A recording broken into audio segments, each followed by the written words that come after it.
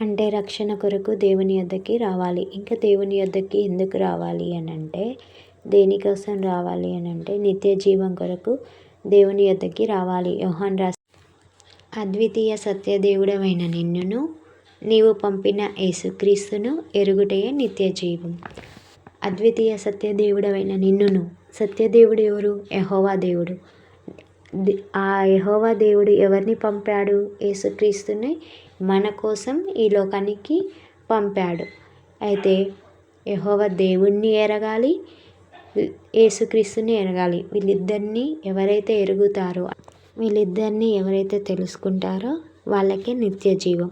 ఇంకా దేవుని యొద్దకి ఎందుకు రావాలి అని అంటే, మన ఆత్మలకి తండ్రి యెహోవా దేవుడు, మన ఆత్మలకి తండ్రి ఆయనే అని తెలుసుకొనుటకు దేవుని యొద్దకి రావాలి. హెబ్రీలకు రాసిన పత్రిక 12వ అధ్యాయము 9వ వచనము. మరియు శరీర సంబంధులైన తండ్రులు మనకు శిక్షకులై ఉండిరి, వారి యందు భయభక్తులు కలిగి ఉంటిమి.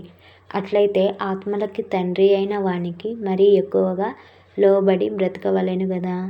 ఆత్మలకి తండ్రి ఎవరు? యెహోవా దేవుడు. మన ఆత్మలకి తండ్రి అయిన వానికి ఎక్కువగా లోబడి బ్రతకాలి. మరి మన ఆత్మలకి తండ్రి ఎవరు? యెహోవా దేవుడు. ఆత్మలకి తండ్రి ఆయనే అని మనం దేవుని యొద్దకి రావాలి. మనం దేవుని యొద్దకి ఎందుకు రావాలి అంటే, ఫస్ట్ పాయింట్ యెహోవాయే మన దేవుడు అని తెలుసుకొనుటకు దేవుని యొద్దకి రావాలి. రెండో పాయింట్ ఏంటిది? ఆయనే మన సృష్టికర్త. మూడో పాయింట్ ఆయనే మన పోషకుడు. నాలుగవ పాయింట్ ఏంటిదంటే ఆయనే మనల్ని రక్షించేది. ఐదో పాయింట్ ఏంటిదంటే మన ఆత్మలకి తండ్రి.